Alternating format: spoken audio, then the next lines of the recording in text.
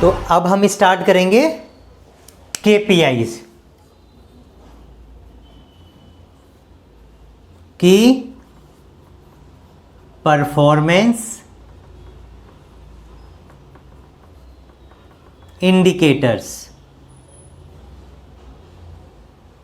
ये हमारे NABH के 5th एडिशन की बुक में जो KPIs हैं हम उनको पढ़ने जा रहे हैं। तो कितने इंडिकेटर्स KPIs हैं हमारे, कितने इंडिकेटर्स हैं? 32। तो हम 1 बाय 1 एक एक इंडिकेटर को कैप्चर करेंगे, ठीक है। क्वालिटी इंडिकेटर्स जो है हमारे NABH की बुक में एक एक इंडिकेटर को हम कैप्चर करने वाले हैं। अच्छे से डिटेल में पढ़ेंगे जिससे आपको पूरा समझ में आए, कोई जल्दबाजी नहीं करनी, हमको समझ के चलना है, ठीक है। तो सबसे जो इंडिकेटर्स हैं, स्टार्टिंग के जो 12 इंडिकेटर्स हैं उसको इन्होंने नाम दिया है PSQ3A। यानी कि आपने PSQ चैप्टर पढ़ा होगा। PSQ चैप्टर में जो 3rd स्टैंडर्ड है उसका जो A ऑब्जेक्टिव एलिमेंट है उसको कंसीडर करके ये इंडिकेटर्स को रखा गया है। तो शुरू के बाद के जो 12 इंडिकेटर्स हैं वो PSQ3A में आते हैं, ठीक है। उसके बाद नेक्स्ट जो आएंगे मैं आपको बताते चलूंगा।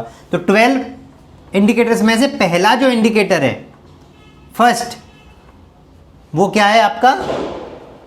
इनिशियल असेसमेंट का time for initial assessment.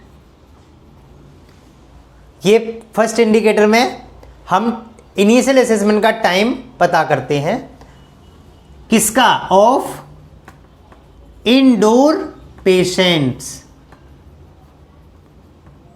Indoor patients means जो पेशेंट एडमिट हुए हैं हमारे यहाँ, उन पेशेंट को इनिशियल असेसमेंट करने में कितना टाइम लगा, ये चीज हम यहां पर कैप्चर करते हैं, ठीक है। तो इसका डेटा जो है वो हम मंथली कैप्चर करेंगे, ओके। अब इनिशियल असेसमेंट क्या है ये तो हम पढ़ चुके हैं AAC चैप्टर में, ठीक है। तो इनिशियल असेसमेंट क्या है कि पेशेंट जब आपके वार्ड में या ICU में या आपके NICU में या आपके PICU में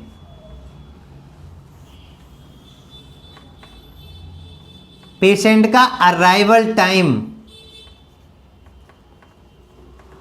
ऑन बेड, आपके वार्ड में पेशेंट कितने बजे बेड पर आया, वो टाइम, और उसका इनिशियल असेसमेंट कब कंप्लीट हुआ, तो कंप्लीशन टाइम, अराइवल टाइम और कंप्लीशन टाइम। सो मान लीजिए पेशेंट 10:13 पर आया और इसका जो डॉक्टर ने असेसमेंट डॉक्टर के द्वारा by doctor, initial assessment by doctor complete हुआ 10:44 पे। सो आपका इनिशियल असेसमेंट टाइम यहां पर क्या होगा? 44 माइनस 13 कितना हो गया आपका?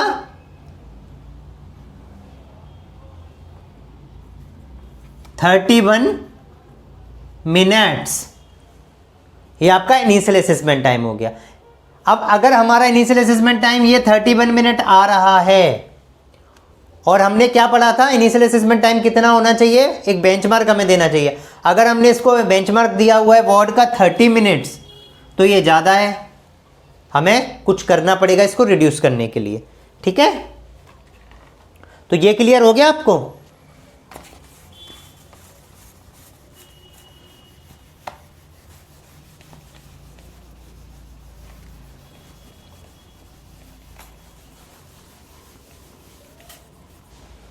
तो हमको क्या करना है, initial assessment time of indoor patients. इसको निकालने के लिए क्या करना है, जैसे मैंने आपको बताया मंथली ये डेट इंडिकेटर है, तो जैसे मैंने अभी बताया कि किस तरीके से करके आपको इनिशियल असेसमेंट निकालना है, ऐसे आपको पूरे हॉस्पिटल के डिफरेंट एरियाज, चाहे वो वार्ड हो, चाहे वो आईसीयू हो, चाहे वो आपका पीआईसीयू हो, चाहे वो आपका एनआईसीयू हो, सारे डेटा को कलेक्ट करना है कि टोटल आपका असेसमेंट टाइम कितना लगा। अब इसमें यह ध्यान रखना है डॉक्टर का, डॉक्टर ने कब कंप्लीट किया, अराइवल टाइम और कंप्लीशन टाइम। तो कंप्लीशन टाइम में से हम अराइवल टाइम को घटाते हैं तो हमारा क्या आ जाता है, इनिशियल असेसमेंट टाइम आ जाता है। तो ऐसे हमको इनिशियल असेसमेंट टाइम सारा प्लस प्लस प्लस प्लस करना है पूरे महीने का। मान लीजिए आप वार्ड का ही निकाल रहे हैं तो पूरे वार्ड का आपने पूरा इनिशियल असेसमेंट टाइम प्लस करना है। तो टोटल असेसमेंट टाइम आपका ऊपर हो जाएगा डिवाइडेड बाय, ये मैं फॉर्मूला बता रहा हूं आपको कि कैसे हम इसको कैलकुलेट करेंगे monthly, divided by total number of admissions. तो इससे आपका टोटल इनिशियल असेसमेंट टाइम निकल के आ जाएगा। क्लियर है? जितने भी पेशेंट्स आपके पास एडमिट हुए उन सारे पेशेंट्स को असेसमेंट करने में डॉक्टर ने कितना कितना टाइम लिया, वो सारा टाइम प्लस कर देंगे तो वो डेटा आपका ऊपर आ जाएगा और टोटल एडमिशंस आपके जो है वो आपका डेटा नीचे आ जाएगा। इस डेटा को हम किस मेथड से कैप्चर करते हैं, मिनट्स में। तो पेशेंट्स को जो टाइम लगा वो आप मिनट्स में प्लस करेंगे और नंबर ऑफ पेशेंट्स से जो एडमिशन हुए उससे आप डिवाइड कर देंगे। क्लियर है?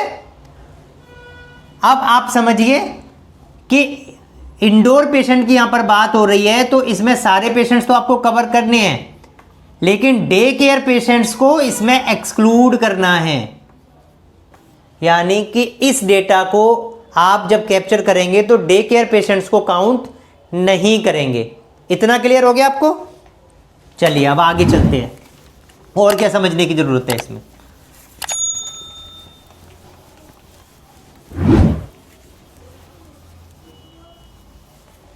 एक तो डे केयर आप नहीं करेंगे, ये बात ध्यान में रखना। जब आप इनिशियल असेसमेंट का इंडिकेटर बना रहे हैं तो डे केयर को एक्सक्लूड कर देना है। ठीक है? जो ये इनिशियल असेसमेंट का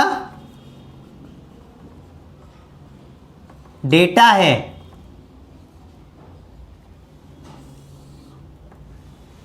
ये आप अलग अलग एरिया वाइज भी कैलकुलेट कर सकते हैं। हाउएवर एनएबीएच की बुक में इंडोर पेशेंट का लिखा हुआ है, लेकिन आप इसको फर्दर बाइफरकेट कर सकते हैं। जैसे वार्ड का अब आपने बेंचमार्क मान लीजिए 30 मिनट्स बनाया हुआ है, आईसीयू का मान लीजिए आपने 15 मिनट्स बनाया हुआ है।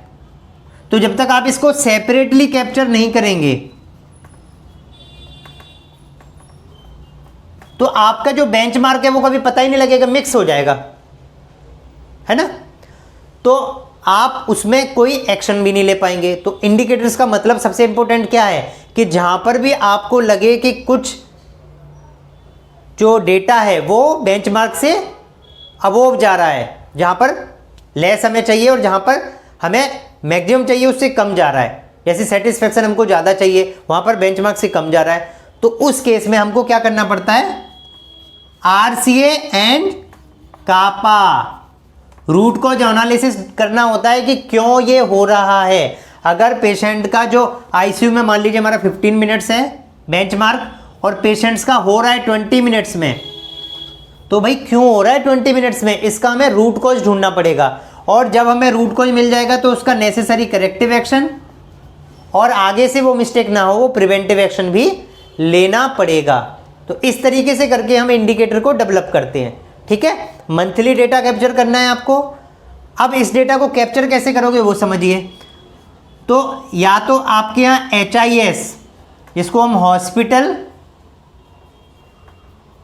मैं इसको बोल सकता हूं रिसोर्स, कि आप रिसोर्सेज क्या होंगे इसके, hospital information system, simple language में समझ लीजिए सॉफ्टवेयर। अगर आपका डेटा कैप्चर होता है सॉफ्टवेयर में, जैसे पेशेंट आपका एडमिट हुआ, आपके सॉफ्टवेयर में ऑलरेडी इंक्लूड होगा वो डेटा, पेशेंट वार्ड में गया, वहाँ पर उन्होंने साइन इन किया, तो वो डेटा वहाँ पर कैप्चर हो गया कि पेशेंट साइन इन हो गया। उसके बाद डॉक्टर ने इनिशियल असेसमेंट कंप्लीट कर दिया, तो साइन आउट हो गया, उस टाइम पर वो टाइम नोट हो गया कि इनिशियल असेसमेंट कंप्लीशन टाइम उसमें डल गया, तो ऑटोमेटिकली वो टाइम बता देता है कि इतने टाइम में हुआ। कुछ जगह वेटिंग में भी इसको करते हैं। तो अगर आपका सॉफ्टवेयर बेस्ड है तो वहाँ से डेटा ऑलरेडी कैप्चर हो जाएगा, आपको ज़्यादा मेहनत करने की ज़रूरत नहीं है। अगर सॉफ्टवेयर नहीं है आपके पास तो आप सैंपल साइज लेंगे, और सैंपल साइज कैसे लेंगे मैं आपको बाद में बताऊंगा। एनएबीएच की बुक में एक टेबल दी हुई है कि कितने पेशेंट्स पे कितना डेटा आपको सैंपल साइज में लेना है, ठीक है। तो वो सैंपल साइज आपको फॉलो करके ऑडिट करना है। मीन्स आप इनिशियल असेसमेंट्स के लिए ऑडिट करेंगे फाइल्स को, और ऑडिट का जो डेटा होगा उसमें जो भी है आपने वो टोटल असेसमेंट टाइम उसका लिखना है, और नंबर ऑफ आपको पेशेंट्स का, जितना आपने ऑडिट का डेटा लिया वो पेशेंट्स आपके नंबर हो जाएंगे। तो उससे आपको एक रफ आइडिया हो जाएगा कि हमारा इनिशियल असेसमेंट टाइमली हो रहा है या नहीं हो रहा है। और अगर आप चाहें तो सारे पेशेंट्स का कैप्चर करना चाहें तो वो भी कर सकते हैं। कुछ हॉस्पिटल्स क्या करते हैं, इनिशियल असेसमेंट के लिए जो फॉर्म होता है उसका डेटा एक रजिस्टर में मेंटेन कर लेते हैं। तो वो क्या करते हैं, रजिस्टर में लिख लेते हैं initial assessment arrival time, nursing assessment time, doctor assessment time and total assessment time.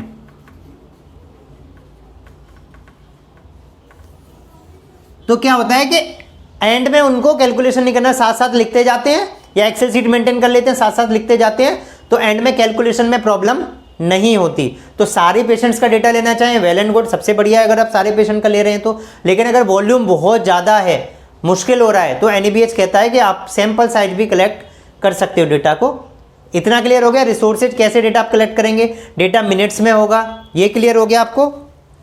अब कुछ और एडिशनल चीज़ें मैं आपको बता रहा हूं।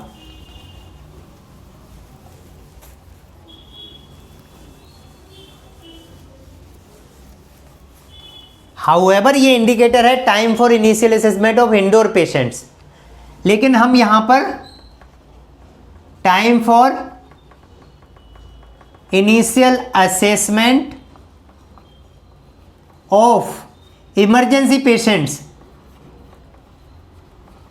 भी ऐड ऑन कर सकते हैं। मैं आपको पहले भी बता चुका हूं, अगर आपका मोटिव है क्वालिटी ओरिएंटेड सर्विसेज डिलीवर करना, अगर आप चाहते हैं क्वालिटी इंप्रूव हो हॉस्पिटल की, तो उतना ही नहीं करना है जितना आपको बताया गया है, आप उससे थोड़ा सा एक्स्ट्रा करें, क्योंकि इंप्रूवमेंट आपका होगा। तो इमरजेंसी का अगर आपने बेंचमार्क बनाया हुआ है, मान लीजिए, मैं पहले भी आपको बता चुका हूं ये सारा क्लास में, फिर से बता देता हूं, 5 मिनट्स का आपने बेंचमार्क लिया हुआ है, तो आप इसका असेसमेंट टाइम निकालेंगे, सेम फॉर्मूला वही रहेगा, total time for assessment of emergency patient. तो यहां पर क्या हो जाएगा, टोटल असेसमेंट टाइम, और जो नीचे हम लिख रहे थे टोटल एडमिशन, उसकी जगह क्या हो जाएगा, total patients visited in emergency room, कितने पेशेंट्स इमरजेंसी में आए, वो डेटा आप डिनोमिनेटर में लिखेंगे और ऊपर टोटल असेसमेंट टाइम लिखेंगे उस पेशेंट का। तो इससे आपका एवरेज टाइम निकल के आ जाएगा कि कितना टाइम हम इमरजेंसी पेशेंट का असेसमेंट करने में लेते हैं। उससे क्या होगा, हमें पता लग जाएगा कि हमारा बेंचमार्क के अंडर में आ रहा है या बेंचमार्क से ऊपर जा रहा है। अगर ऊपर जा रहा है तो आरसीए कापा करना पड़ेगा हमको, और अगर विद इन बेंचमार्क है उस केस में क्या करना है। अगर विद इन बेंचमार्क है, ये चीज़ें मैं बार बार रिपीट करूंगा, हर इंडिकेटर में आपको बताऊंगा, आपके दिमाग में ये अच्छे से बिठा लो। अगर ये सब चीज़ें आपने फॉलो कर ली तो इंडिकेटर में कहीं कोई प्रॉब्लम नहीं होने वाली, ठीक है। तो क्या करना पड़ेगा, अगर बेंचमार्क में बेंचमार्क से बहुत नीचे, मान लीजिए आप 2 मिनट में ही कर देते हो, हमेशा 1 मिनट में ही कर देते हो, आपको बेंचमार्क रिवाइज करने की जरूरत है। उस केस में।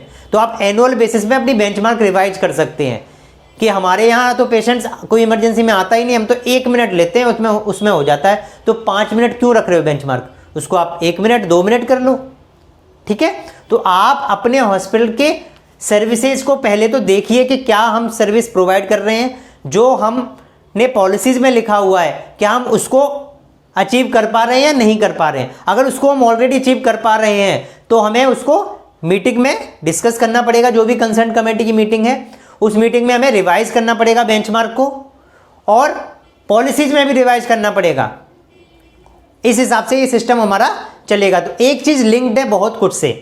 अब आप ये समझिए कि ये जो इनिशियल असेसमेंट वाला इंडिकेटर है, बहुत सारे लोग सोचते हैं बस ये एनईबीएच के लिए बना के रख लेते हैं, एनईबीएच का फायदा हो जाएगा। एनईबीएच को फायदा होगा, क्या फायदा होगा, एनईबीएच तो चाहता है आपका फायदा हो, समझ रहे हैं। आपने तो डेटा उनको फेक बना के दिखा भी दिया तो उनका कोई नुकसान नहीं है, उनको कोई फायदा नहीं है, आपको जरूर नुकसान होएगा अगर आप फेक डेटा बनाएंगे तो। अब देखिए इनिशियल असेसमेंट वाला जो इंडिकेटर है, मैं जस्ट एक एग्जांपल बताऊंगा कि कैसे बेनिफिट करता है मैनेजमेंट को।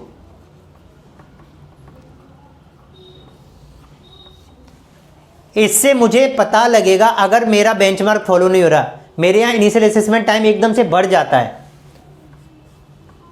अगर ये इंक्रीज्ड हो गया तो इससे मुझे क्या पता लग रहा है, या तो मेरे यहां स्टाफ जो है वो लेस है, हो सकता है स्टाफ की कमी है, या हो सकता है स्टाफ तो एडिक्वेट हो, पेशेंट लोड बढ़ गया हो, ये भी तो हो सकता है। हो सकता है कोई इक्विपमेंट हमारे पास अपडेटेड ना हो, इक्विपमेंट हमारे काम ना करते हो, जिसकी वजह से टाइम लग जाता है असेसमेंट करने में। तो बहुत सारा डेटा मुझे पता लग सकता है और उस डेटा के बेसिस पर ही मैं नेसेसरी एक्शंस ले सकता हूं। तो क्वालिटी कैसे इंप्रूव होगी, जब इंडिकेटर्स का डेटा हम ठीक से कैप्चर करेंगे, उसको एनालिसिस करेंगे, देखेंगे कि कहां पर इंप्रूवमेंट के स्कोप है और उस स्कोप के हिसाब से एक्शन प्लान बनाएंगे, उसको इंप्लीमेंट करेंगे। अगर ये करेंगे तो हमारा हॉस्पिटल का डेफिनेटली क्वालिटी इंप्रूव होगा। तो इनिशियल असेसमेंट इस तरीके से करके आपका इंडिकेटर जो है आपका बेनिफिट कर सकता है आपके क्वालिटी इंप्रूवमेंट जर्नी में। टाइम फॉर इनिशियल असेसमेंट, ठीक है, ये मिनट्स में होगा, इस चीज का ध्यान रखना है आपको। ओके, इस इंडिकेटर में, इनिशियल असेसमेंट वाले इंडिकेटर में इंडोर पेशेंट्स का डेटा कैप्चर करना होता है एज पर एनईबीएच बुक, लेकिन आप चाहें तो इमरजेंसी का भी आप इनिशियल असेसमेंट कैप्चर कर सकते हैं, डिफरेंट एरिया का भी आप इनिशियल असेसमेंट कैप्चर कर सकते हैं। ये आपके बेनिफिट के लिए है। आप उसमें से कितना एनईबीएच को शो करेंगे, कितना नहीं करेंगे, आपकी एडिशनल चीज़ें वो आपकी मर्जी है। एनईबीएच देखना चाहता है, नहीं देखना चाहता है, वो अलग चीज़ है, लेकिन आप जितना चाहें आप एडिशनल चीज़ें कर सकते हैं। ठीक है, तो इस क्वालिटी इंडिकेटर में किसी को कोई डाउट, एनी डाउट, समझ में आ गया पूरा time for initial assessment of indoor patient, clear. चलिए